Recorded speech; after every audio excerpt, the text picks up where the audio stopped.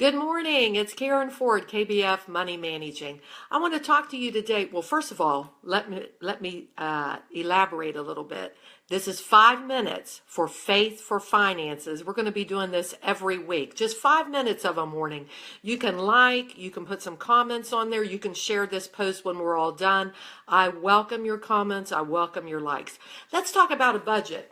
One of the great things about a budget is it is about numbers and it's black and white. There is no gray area when it comes to numbers because 2 plus 2 equals 4. If you make $1,000 a month, we can't go over the $1,000 a month when we spend. So let's talk about a few things. Do you find that you're spending $400 more than you make each month? Then let's talk about those numbers. The problem comes when people start budgeting, they make some mistakes and then they give up. Don't give up. It takes about 3 months to get your budget worked out, the kinks worked out in it. So in the spirit of helping you out today with your money, let's identify some of the issues that you might have with budgeting and how to fix each one. Now, the first thing is you don't budget. I have coached people anywhere from the age of 18 all the way up to the age of 72. And you know what the common denominator is with all of those people? They never budget. They were never taught how to budget. Budgeting can be very basic. It does not have to be a weekend summit to come up with a budget. Number one, you don't budget. So how do we do that? We have to write it down. I've heard some people say, well, I've got it in my mind. If you don't have it written down, it's really not real. We have to figure out how much money do I make each month? How much do I need for rent or house payment, gasoline, groceries, utilities, etc. And then you subtract that from your total income. Of course, tithe is number one on there. We can't exactly work out a budget real well if we're robbing God. So first and foremost, we have to tithe. And it's not a have to, it's actually a want to and a get to. We get to return to God what is already His. We're just His money manager, money managers. That's the problem with going live. I get tongue twisted. Okay, so we have to write out the budget each and every month. Number two, if you're married, it's really difficult to have a budget if you and your spouse are not on the same page. Now listen, I'm not going to go into strife or contention here. Let's talk about that.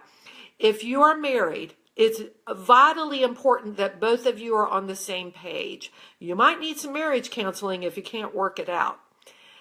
But both of you need to get on the same page. Why? It's a biblical principle. One puts 1,000 to flight, two puts 10,000 to flight. Let me tell you a story about Belgian horses. One Belgian horse, untrained, can pull 8,000 pounds. You take that one untrained Belgian horse and pair it with another Belgian horse, untrained, and you would think that both of them together could pull 16,000 pounds. No, they can pull 24,000 pounds, untrained. You train both Belgian horses together, they can pull 32,000 pounds. Why? Because they're in agreement and they're going in the same direction. Today, that if you are married, whatever you need to do to get an agreement, whether it's marriage counseling, do it. I've got a couple more minutes here. When it comes to budgeting, some people just pick a number, any number, and they just pull it out of the air. That doesn't work. What happens there? You're spending $500 a month on golfing and spending $50 a month on food. No, you just don't pull a number out of the air. You and your spouse, or you and somebody else that will hold you accountable, figure out how much money do I need each month for food, groceries, eating out. Don't just pick a number. You have to have some thinking process involved. Some people aren't realistic when it comes to a budget. Just like we talked about golfing, they're spending $500 a month on golf and $50 on groceries. That's not going to work. Come on, let's balance out those numbers a little bit. Number 5, your priorities are all jacked up. You spend on what you want first and then your needs. That doesn't work. We have to come up with a budget. We need to spend money on our needs first. Our house, our utilities, our car, our gasoline, etc. Then your wants. You want another pair of shoes and you already have 60 pairs. That's not a need. That's a want. Okay. You want to join a gym.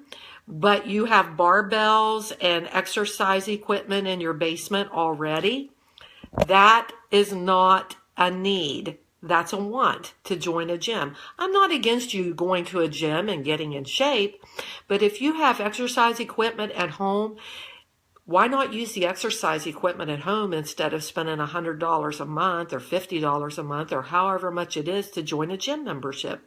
And number 6, your budget problem might be income. You have income problems. You're already tight on your budget. You're not eating out. You're tight, but you just don't have enough money. You might have to change jobs for a greater income. You may have to get a second job.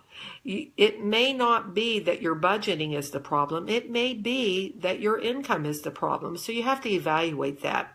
I promised it would only be 5 minutes for Faith for Finances, and we have hit our 5-minute mark today. Listen, I just want to encourage you, share this post, comment on this post. I'll be doing this every week on Thursdays at 7:45 in the morning. Let me hear from you and let me hear what other topics you want to hear about.